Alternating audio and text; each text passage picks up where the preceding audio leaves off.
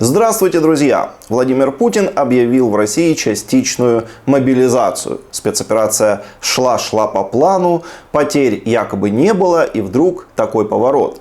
Еще несколько дней назад пресс-секретарь Путина Песков уверял, что в России никакой мобилизации не будет.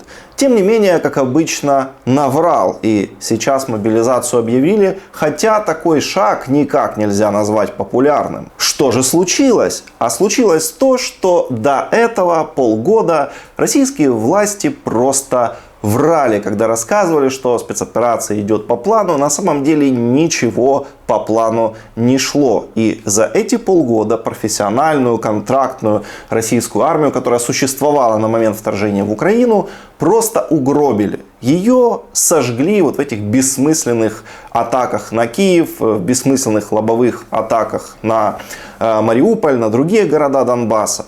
Министр обороны России Шойгу сейчас выходит и говорит, что да, у России практически не было потерь. За все это время погибло что-то около 6 тысяч человек. А вот украинская армия получила там, по-моему, 50% потерь, как он говорит. Половина армии Украина потеряла.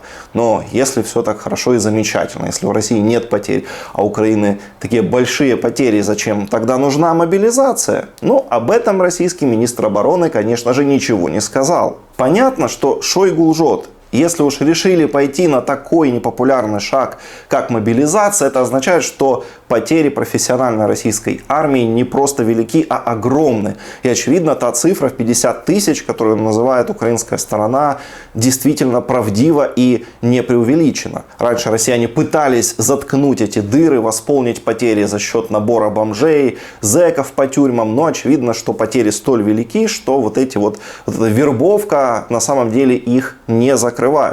И этот факт, я думаю, особенно должен обрадовать в кавычках россиян, которых сейчас мобилизуют и собираются угнать на войну на пушечное мясо, потому что, очевидно, что если уж контрактную, профессиональную армию угробили за полгода, которая имела подготовку, лучшую технику, то вот этих неподготовленных мобиков понятно, что будет ожидать и в каких условиях окажутся они. Наверное, если бы Путин объявил мобилизацию 24 или 25 февраля, это выглядело бы куда более угрожающе и серьезно демотивировало бы украинское общество. Ну а россияне, наверное, отнеслись бы с большим энтузиазмом, потому что тогда же считалось, что украинская армия очень слабая, она разбежится, она не сможет воевать, никто Украину не боялся.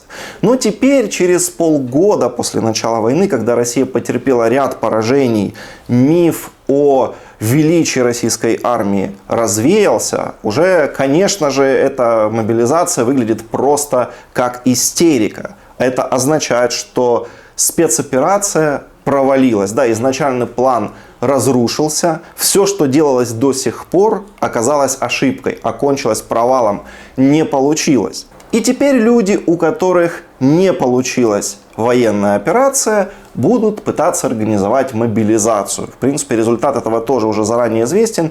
Можно посмотреть, как они проводили так называемую мобилизацию в ЛДНР и какой результат это дало. Дело в том, что вообще, в принципе, наловить людей на улицах мало. Им еще нужны командиры, вот эти мобилизованной массе. Да?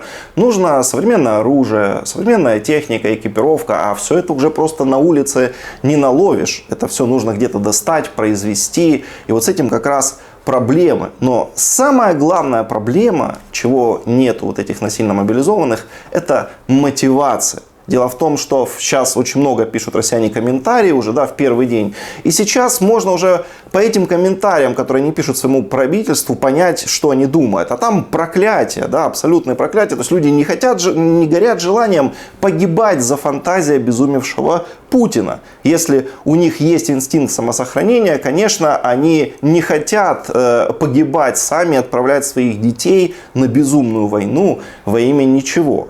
И на самом деле сейчас для россиян остается, по сути, единственный выход. Это выходить на улицы и протестовать.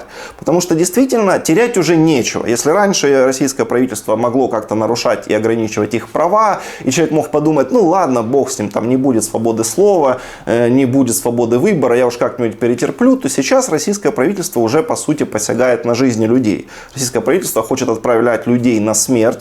То есть терять по сути нечего. То есть ты выйдешь на площадь в своем городе, тебя арестуют, да, а так тебя отправят на смерть. Выбор, как говорится, все равно лучше выходить протестовать. Поэтому, конечно, для россиян сейчас только один выход – выходить на улицы и все это останавливать. Только так они смогут себя спасти. Поделитесь этим видео, особенно если у вас есть родственники или знакомые в России, отправьте его обязательно им и подписывайтесь на канал, это тоже очень важно.